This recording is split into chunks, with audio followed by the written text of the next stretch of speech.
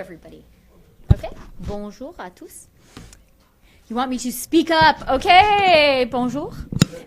So look, I won't read a statement because you guys have already heard my statement. We concluded our fourth Nafta round, and I'm now happy to answer your questions. Nous avons fini aujourd'hui le quatrième round des négociations d'ALENA, et c'est un plaisir pour moi d'être avec vous, les journalistes canadiens, et de répondre à vos questions. Allez-y. I was going to start choosing myself, but that's not my job. So, Hi, Minister. Richard Madden, CTV. Compared to these closing remarks, in contrast to the first three rounds, the tone changed dramatically. I wanted to get your sense on what you felt happened. I think that it has been no secret to anyone going into this round, and as this round has occurred, that this was the round at which some of the really hard issues came to the table. And all of the ministers, including me, have been candid about that, and I think that's a good thing. It's important for us to acknowledge where there is a significant distance. Having said that, in my view, the big news story from today, and a very positive outcome for Canada, but also for the US and Mexico and for these negotiations overall, is our decision to have a more extended negotiating approach. The fact that we're going to have a little bit more time between rounds, I think, is a very pragmatic, very smart approach. Trained negotiators, and you guys, should interview some, but, experienced trade negotiators will tell you that the extremely compressed timetable that we were working on, while perhaps appropriate for the easy stuff, just doesn't work when you are tackling more complex issues. That certainly has been our experience in CETA. Dealing with big, complicated issues takes time, and I think that it is very positive that we are giving ourselves more time between rounds, and that the negotiations that we agreed today, that we will schedule rounds to the end of the first quarter of next year. And what that says to me is something really significant, which is that there is goodwill in all parties, a real willingness to roll up our sleeves, and having acknowledged the significant distance, to spend the time it takes to seek a resolution. I would love to speak with a negotiator. Wait for that to happen. I wanted to ask you about... I talk to them all the time. I don't know what your problem is. Oh, we don't. I was just teasing. I wanted to ask you about a plan B, a scenario of Canada outside of NAFTA. Is that a likely scenario that you're prepared to deal with? Look, our approach to NAFTA, as to all issues, is to hope for the best and prepare for the worst. I think that's what Canadians expect, and that is only prudent and pragmatic. Having said that, and by the way, those preparations are not new. The first time that I was able to review some strategic thinking about NAFTA negotiations and the different scenarios was in August of 2016. So we have been thinking about this for some time, as is appropriate. Having said that, as I said, but I want to emphasize this because I think it is really significant, the fact that we're going to take a little bit more time between rounds, and the fact that we're now scheduling rounds to the end of the first quarter, to me shows a very serious approach, a professional approach, a pragmatic approach, and goodwill from all three parties. And that is good news for Canadians. And by the way, I think it's good news for Americans and Mexicans too. You said in your statement earlier that Canada can't make a deal with a party or parties that are looking to undermine the deal rather than modernize it. I did say that. You did. Is there any circumstance under which Canada might itself leave the table, or will Canada be there as long as the others want to talk? So, I am very careful in this job, but also in life, I have 3 kids, so hypotheticals emerge often in their questions and worldview. I think that it is wise to avoid blanket answers to hypothetical questions.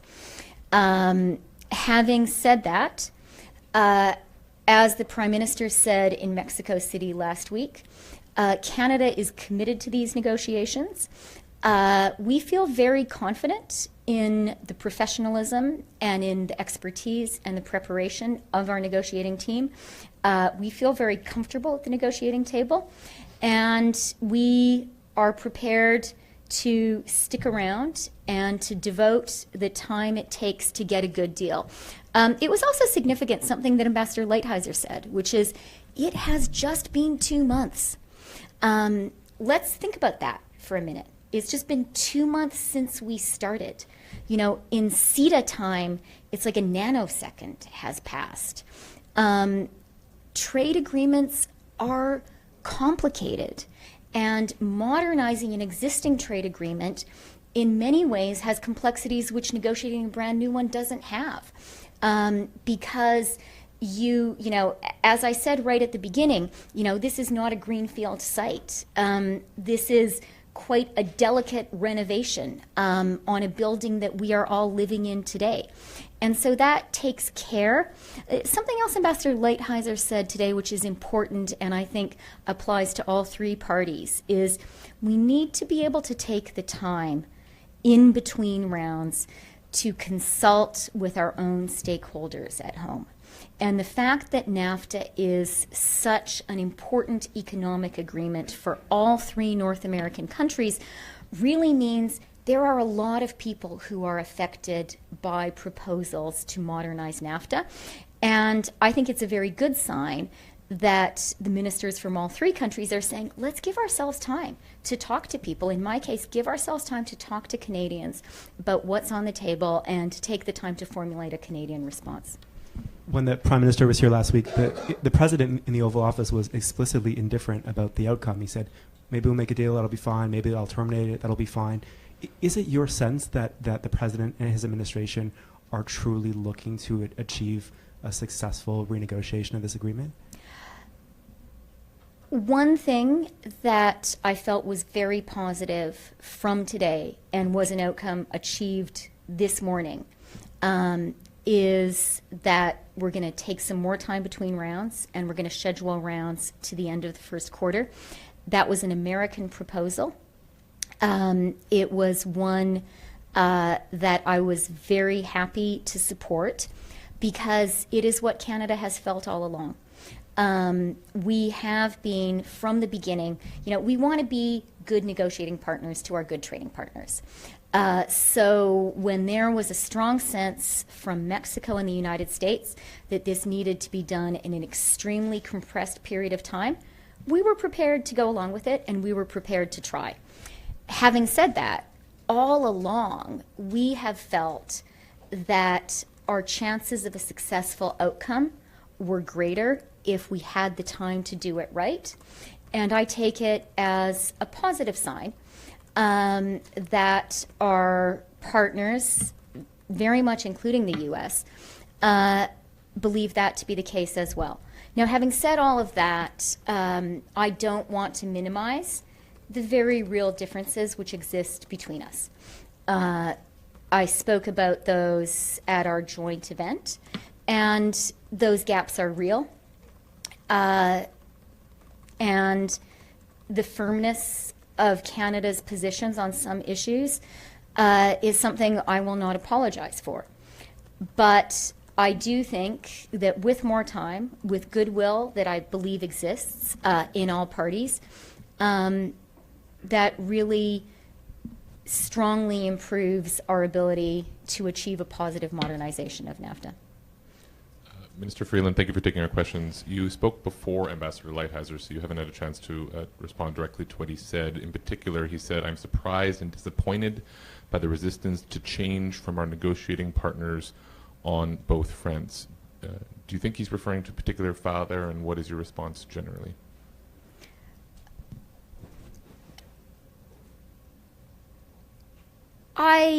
It's not my job to parse the statements of ministers from other countries. That is your job, Josh, and everybody else. But absolutely, there are proposals that that the United States has put forward with which Canada has not agreed.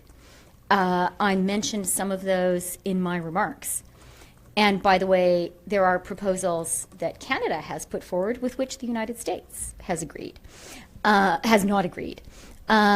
One that I might mention, which I didn't have time to mention in my remarks, is government procurement, where the United States has put forward a proposal that, according to our calculations, would give Canada and Mexico combined less access to the U.S. government procurement market than Bahrain currently enjoys.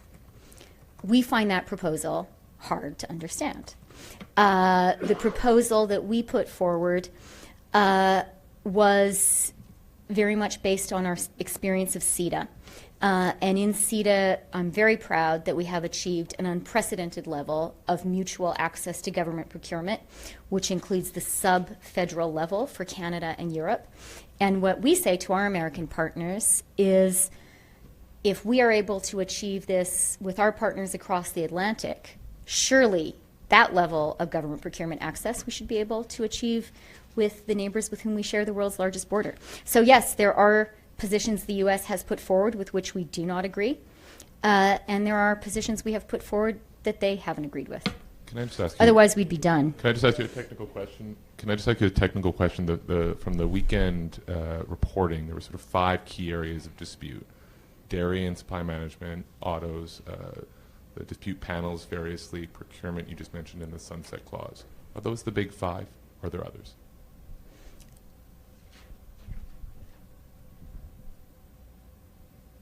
Yeah, I think those are, let me put it this way. Those are certainly areas where there's a big distance between our position and the U.S. position. Minister, there's a difference between differences in negotiations, or let's say the US wants 10% access to a certain market and you're only prepared to give 5, and these enormous gaps, both in proposals and concepts. How on earth, even until the end of 2018 first quarter, are you going to minimize those enormous differences? If we knew all of the landing zones today, David, then we would not have to continue to negotiate. And our fine negotiators, some of whom are here, and let me just take this opportunity to say our negotiators are fantastic, and I'm very grateful to them for their hard work. If we knew where the landing zone was today, we wouldn't have so much work ahead of us.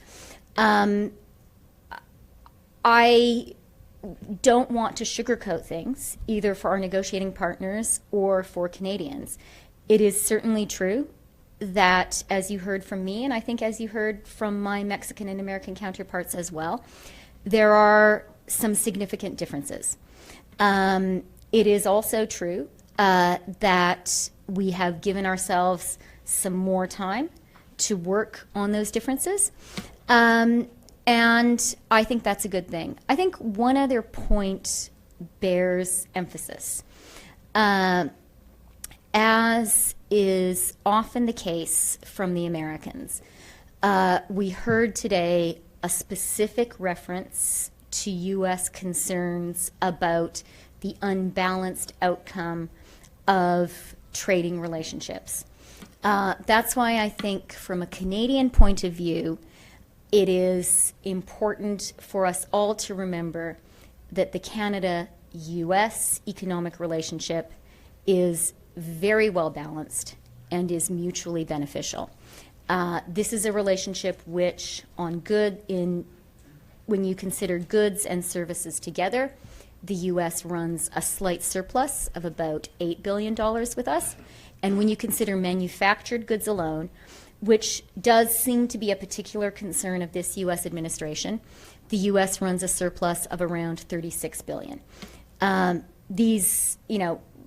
Canada does not see a surplus or a deficit as the primary or even a very important way of measuring the value of a trading relationship, but our partners see things otherwise. And so this structural reality is an important one for Canadians to bear in mind. Does Lighthizer